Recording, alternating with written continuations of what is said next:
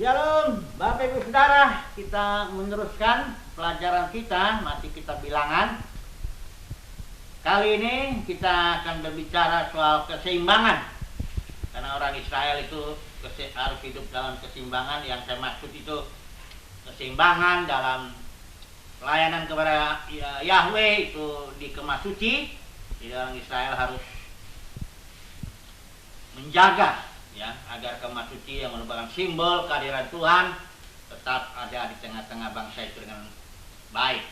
Kedua, mereka juga harus mempersiapkan diri dibentuk Tuhan agar bisa menjalankan peperangan untuk merebut warisan. Jadi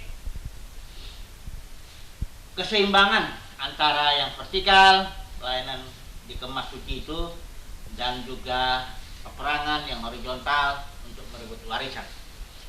Persoalannya di sini kita tahu bahwa bangsa Israel sudah gagal ketika di Gunung Sinai. Musa masih dianggap berlambat-lambat di sana. Orang Israel bikin anak lembu emas, ya, dan akhirnya orang Israel dan ketika Musa turun, hanya suku Lewi yang berpihak kepada Musa, pada Tuhan. Maka suku Lewi lah yang harus mengurus kemah suci, berfungsi sebagai imam.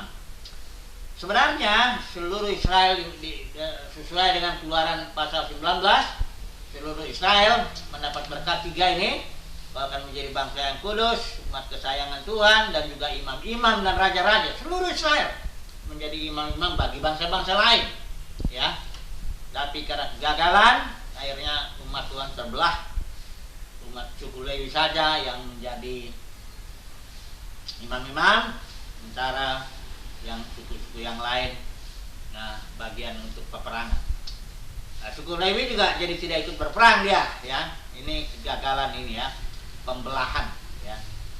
Ini juga terjadi kegagalan ini pun, ya, kegagalan gereja pun kalau kita mau melihat langsung ini dibelah juga ini, ya. Ini yang namanya di kitab di kitab Wahyu itu pasal 2 pasal 3 ini ajaran Nikolaus. Nikolaus itu bukan pemimpin di zaman itu. Pada waktu itu gereja mula-mula tidak ada orang yang namanya Nikolaus. Nikolaus itu suatu simbol, ya, karena ini kitab bahasa simbol. Niko itu artinya menaklukkan, Laos itu artinya dari situ, laity bahasa Inggris awam. Jadi menaklukkan kaum awam. Jadi persis seperti Paulus bilang, di antara kamu para penatua akan ada 2-3 orang, kau bikin ajaran palsu, kau tarik murid-murid, ya, menaklukkan, ya. Jadi akhirnya lahirlah di dalam gereja itu imam-imam, ya, ada umat, ya, ada para pendeta, ada jemaat. Sebenarnya ini tidak begini, ya. Tapi mari kita harus kembali kepada kehendak Tuhan yang semula, ya. Kalau kita belajar ini mengikut Tuhan, kita harus mengikut Tuhan seturut dengan kehendak dan rencananya semula. Kalau kita melihat ini seringkali Tuhan yang mengizinkan aja itu terjadi karena kekerasan hati umatnya. Mari kita lihat dalam Matius 19 ayat 8, kita bisa baca itu mengenai perceraian. Di situ orang Farisi bertanya kepada Musa, ya, bagaimana? Boleh nggak orang bercerai dengan alasan apapun? Ya, ini jadi bukan konteksnya, bukan alasan perzinahan itu, ya, perselingkuhan. Ya, ini orang Farisi datang kepada Musa. Dia bilang, boleh nggak orang bercerai dengan alasan apapun? Jadi saya nggak bicara soal alasan yang perzinahan itu.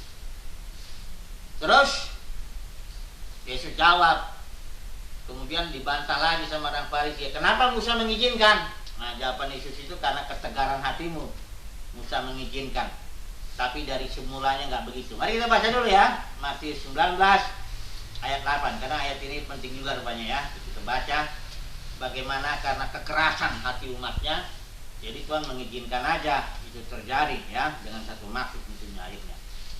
Matius 19 ayat 8, saya bacakan satu ayat ini. Begini, dia berkata kepada mereka, Musa memberi izin kepadamu untuk menceraikan istrimu sehubungan dengan kekerasan hatimu, tetapi sejak semula tidaklah demikian. Jadi yang semula itu nggak begitu. Sama seperti Musa mengizinkan 2,5 suku ini tinggal di seberang Yordan, nggak nyebrang sungai Yordan, nggak berperang, nggak ngambil tanah perjanjian yang di seberang sungai Yordan itu, tapi sebelumnya itu Musa mengizinkan karena ketegaran yang 2,5 suku ini, suku Ruben ya, Gad ya, dan setengah suku Manasye. Jadi kalau kita ingin mengikut Tuhan yang sungguh-sungguh, ya kita harus tahu kehendak Tuhan dan rencana Tuhan yang semula.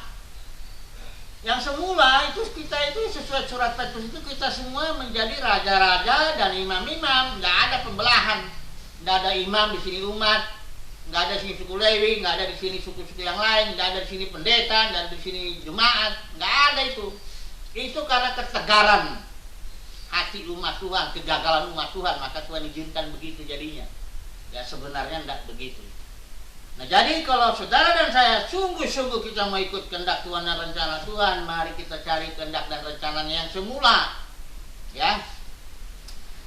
Nah, jadi ini dua-dua ini sebenarnya perlu ini ya. Keseimbangan antara perang merebut warisan dengan urusan Tuhan. Tidak bisa dipisah ini. Kalau orang Israel perang untuk menghadirkan Tuhan, dia bawa juga. Biasanya di bawah itu imam-imam yang nafiri ya. Kalau kita baca coba Bilangan 31 ayat 6. Ini Pinehas ini ya. Yang berasal dari suku Lewi ini Pinehas, Bilangan 31 ayat 6, supaya dua-duanya ini ikut. Jadi nggak hanya berperang aja, tapi harus menghadirkan Tuhan juga. Bilangan 31 ayat 6, saya baca ya. Dan Musa mengirim mereka 1.000 orang dari setiap suku sebagai barisan perang.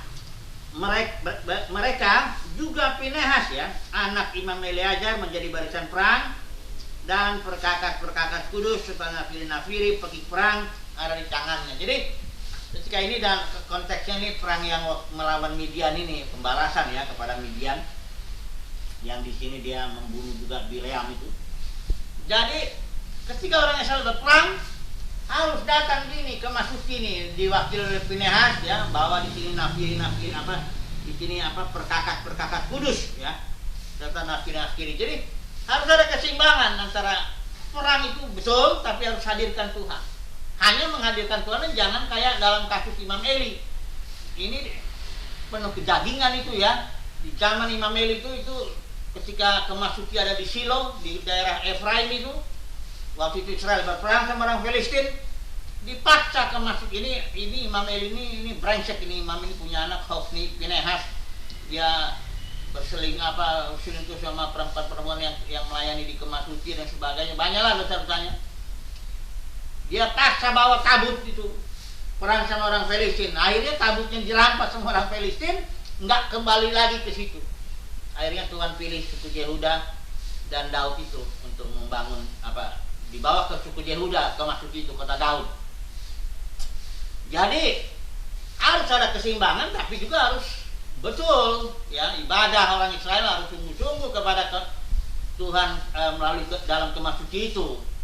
Kita tidak bisa paksa kehadiran Tuhan ya, paksa rencana Tuhan mengikuti keinginan kita ya.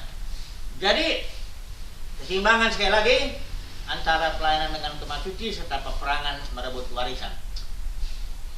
Nah, coba dulu kita aplikasikan dulu sebentar nih, urus kemasuki ini apa ini? Karena kita sekarang nggak punya kemasuki kan. Itu kan kemasuki waktu perjanjian lama. Bait suci itu sekarang kita ini, dulu bait suci tempat roh tinggal itu ya di kemah, dan di dalam zaman Salomo itu ya gedung. Ya, tapi kalau sekarang bait sucinya ya kita, batin kita itulah tempat kediaman roh.